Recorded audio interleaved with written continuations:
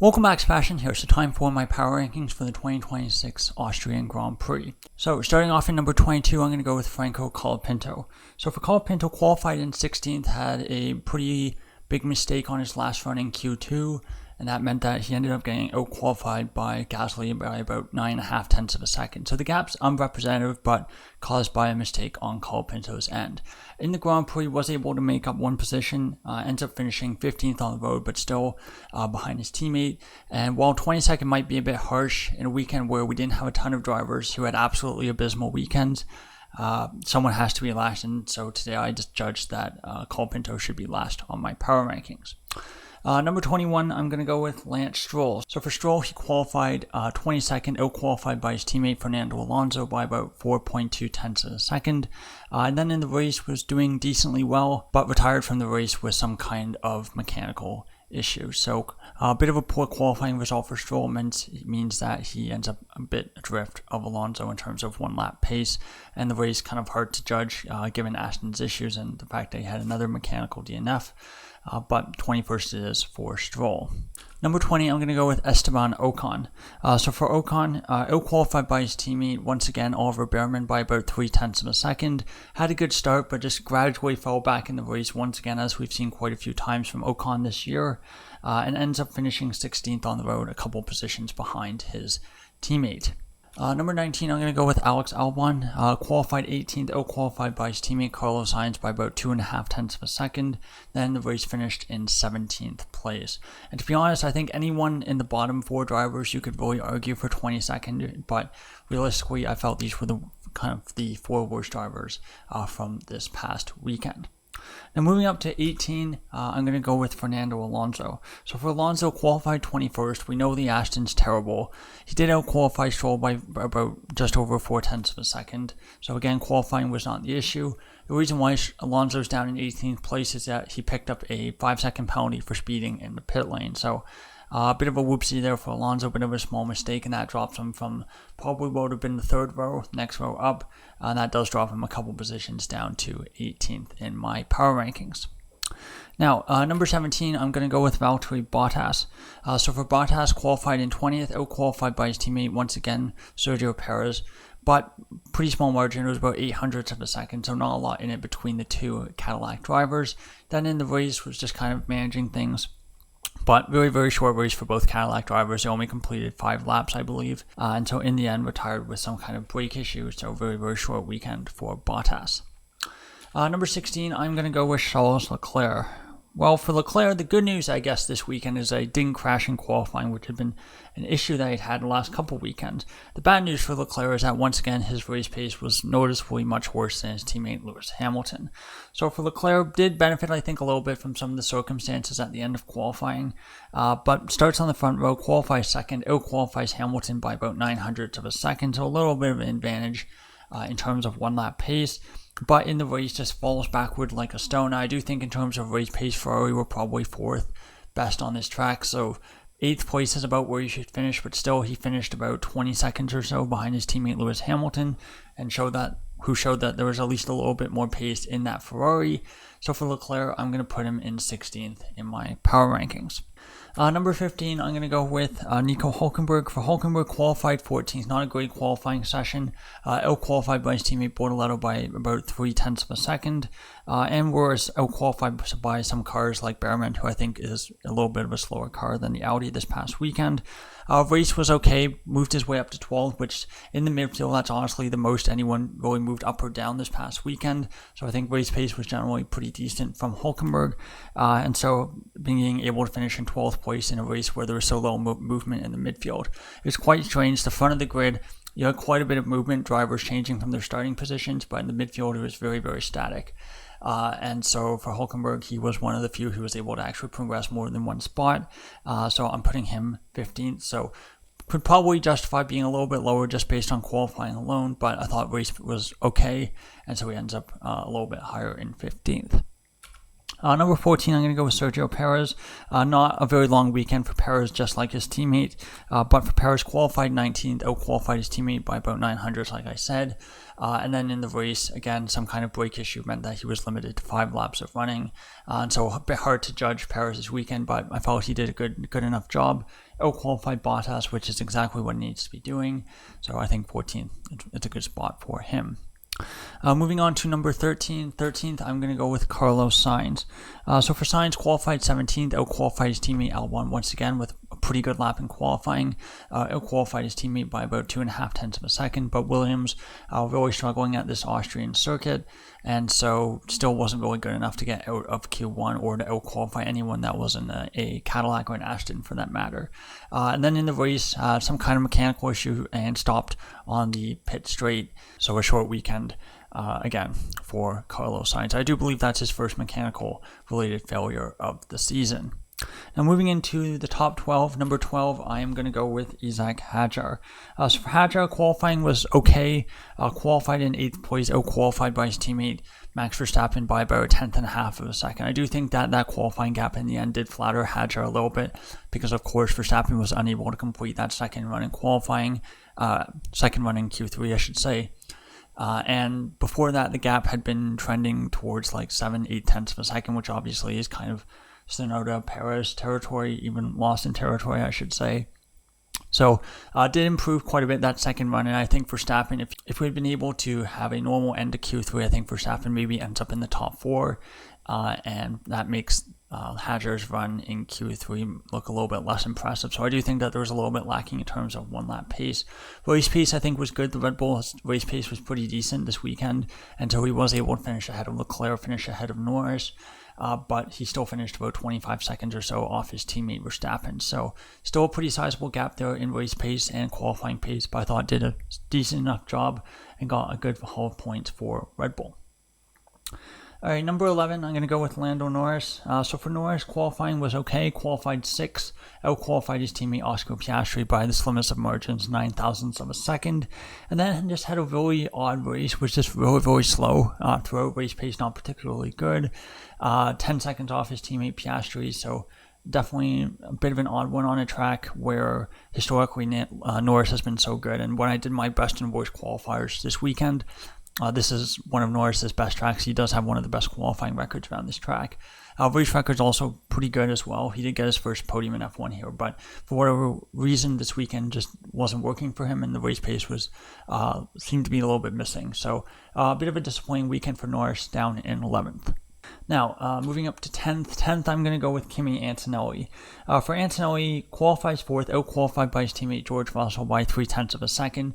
Did make a mistake in qualifying, deciding to abort the qualifying lap where it was only a single waved yellow and not a double. And of course, you can have a discussion about whether it should have been a single or a double. That's not the point. The point is that Russell very correctly judged that was a single, did what he needed to do in order to keep that lap time, whereas Antonelli misjudged the situation and made that mistake in misjudging it, and ends up starting 4th on the grid, where he, I think, pretty clearly had the pace to be on the front row and still was even a tenth or so off his teammate. So there's that for qualifying. So that's part of the reason why he's down 10th. The other part of the reason why he's down 10th, despite the fact that he had searing pace and was probably the fastest driver on track for 2/3 of this Grand Prix, was that the first third of the race, and probably even the first just 10 laps, were very, very messy. A lot of mistakes. Poor racecraft as well in that battle between Verstappen, Leclerc, and himself, where he was trying to overtake Leclerc and then ends up getting passed by Verstappen. Of course, never gets back past Verstappen after that, and that probably had a decent impact on the overall result. Probably could have finished second in that race instead of third without that mishap there in terms of racecraft. So for Antonelli, even though for 2/3 of the race, the race pace was absolutely amazing, you have these mistakes littered throughout the weekend, which kind of mean that even just on pace alone, maybe I could justify putting him 5th, 6th, 7th. The mistakes are dropping him quite a bit, and so I'm putting him down in 10th in my power rankings.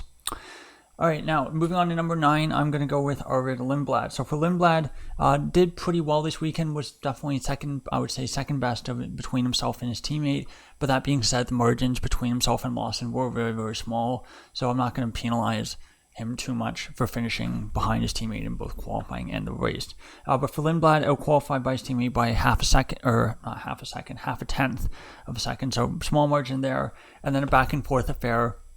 Obviously, there were some ignored team orders calls that Lindblad decided to just, ignore and keep on racing Lawson and ignoring the team. But that being said, I'm not going to, penalize him for that. But still, I'd say a decent result for Lindblad, but there was clearly a little bit more in the car. So I think 9th place is a good spot for him. All right, moving on to number 8. 8th, I'm going to go with Oliver Behrman. For Behrman, he qualifies 13th, out-qualifies his teammate Esteban Ocon by about 0.3 of a second, so pretty solid margin there. The Haas, for whatever reason, a bit similar to 2022, starts these new regulations very, very well, and then just kind of gradually gets worse with each passing week, it seems. For Behrman, not a lot he could do this weekend. Out-qualified Ocon, and given reliability at the front of the grid was so good this weekend, it seems all of the reliability problems were at the bottom of the grid, and that doesn't help you if you're in the midfield trying to move your way up. For Behrman, the best he could do in the race was 14th, a little bit slower than the Audis, got passed by Hulkenberg, I believe, but still I felt overall a pretty good weekend for Behrman. Number 7, similar situation for Pierre Gasly. Gasly qualifies 11th, out-qualifies Colapinto by that ridiculous margin, like I mentioned before, about 9.5 tenths. I thought Alpine, for whatever reason, just didn't have the pace of the Racing Bulls, and the race pace as well was not quite as good either. And so for Gasly, just drops through the field, ends up dropping 13th, so drops behind Bortoleto, and then drops behind Hulkenberg as well. But I thought decent enough result in the Alpine for me.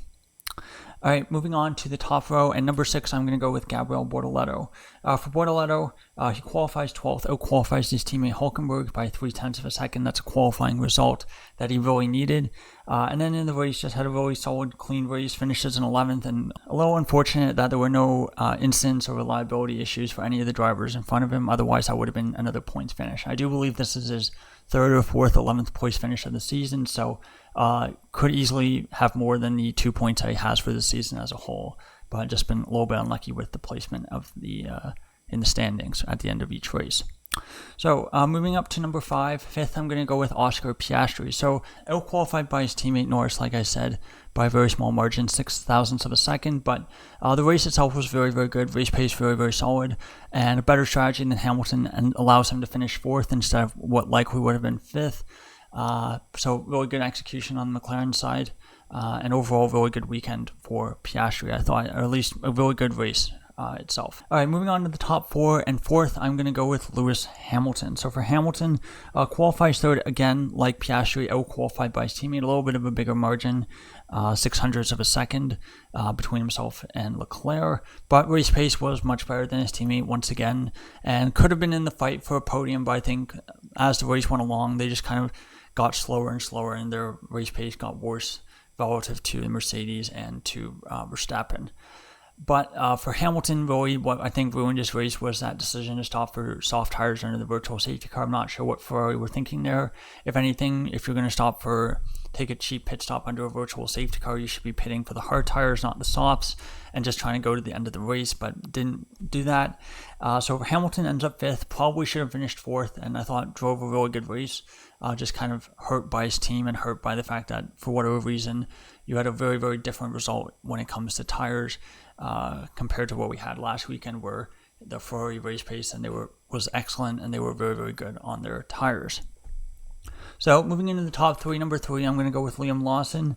Lawson qualified 9th, out-qualified his teammate Lindblad by half a tenth of a second, and then had a really solid, decent race, and got a little bit mixed up with his teammate because of the strategy where Racing Bulls were concerned that Lindblad was going to get undercut by Bortoleto, so they gave Lindblad priority in the first set of pit stops, but then of course gave Lawson the priority back in the second set. So Lawson ends up in front where he should have been the whole time, and for Lawson, best in the rest as well, so really, really good result, and I felt maximized what he could do this weekend with the car that he had. Alright, so now getting into the top 2, and this is where things get tricky. Usually when you have, so the last 2 drivers, of course, are Verstappen and Russell, and usually when you have a driver who wins the race from pole position, usually that's a pretty slam dunk first in my power rankings. But there were some things that I saw from Russell that I was not super impressed with. And so for me, I'm going to put Russell second. I'm going to put Verstappen first in my power rankings. And I'll explain why. So qualifying for Russell, qualifies on pole, 0.3 of a second, pole gap to his teammate Antonelli. Flattered a little bit by the Verstappen crash, and we'll talk about Verstappen crash when we talk about Verstappen. Probably out-qualifies his teammate. I don't know if he ends up out-qualifying Verstappen there, if Verstappen's able to get that lap in. But nonetheless, qualifying goes pretty well for Russell. Then in the race itself generally played out very well. He did what he had to, kept the pace at a decent enough level. But the one thing that I was concerned about is that the race pace from Russell was once again, worse than his teammate and also worse than Verstappen in a slower car. And so we're kind of in a situation where it seems like Russell, when he gets everything in the window, his qualifying pace can be even or if not better than Antonelli, but it's been a long time since we've had a race where it feels like Antonelli's race pace has been slower than Russell. And so again, we saw that once again, and so because of that, because of Verstappen having a very good weekend, I'm going to put Russell second and Verstappen first. Now for Verstappen, of course, qualified fifth, out-qualified his teammate Hadjar by about 1/10.5 on paper. Of course, had that big crash in the end of the Q3, which was caused by an issue with the straight line mode not reverting to the high downforce mode, and it basically just completely set the car off. No driver on the grid was going to be able to prevent that slide or prevent that crash from happening. So mechanical issue there on Verstappen's car causes him to crash, ends up starting much lower than he otherwise would, and does make the qualifying gap between himself and his teammate look a little bit smaller than it otherwise would. Verstappen's race pace was excellent and did an excellent job. I don't know if he was going to win this race. Of course, it's a bit of a chicken and the egg type situation where obviously if he pits closer to when Russell does his final pit stop, yes, there's less time lost, but then he also has a much less of a tire delta. So it's very hard to say it's very easy to say in hindsight that, if he had pit the lap after Russell, he would still have been much quicker and you would have had a battle on track instead of having two drivers who are at similar position, similar pace. So yeah, tough one to judge. Could he have won this race? Maybe if he starts from the front row, maybe if he starts from pole position. But nonetheless, I think Verstappen will be moderately happy with getting P2, his best result of the season. So there you go. Those are my power rankings for the 2026 Austrian Grand Prix. Thank you so much for watching, and goodbye.